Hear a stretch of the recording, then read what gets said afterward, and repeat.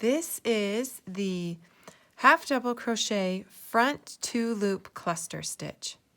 Yarn over, insert your hook up through the front 2 loops of a half double crochet stitch, yarn over and pull up a loop, yarn over again, insert your hook into the exact same space, yarn over, and then pull through all 5 loops on your hook. Then the next space, do a single crochet into the front 2 loops.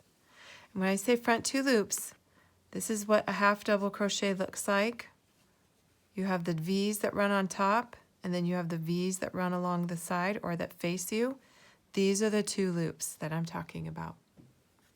So half double crochet, front 2 loop cluster stitch. Got it.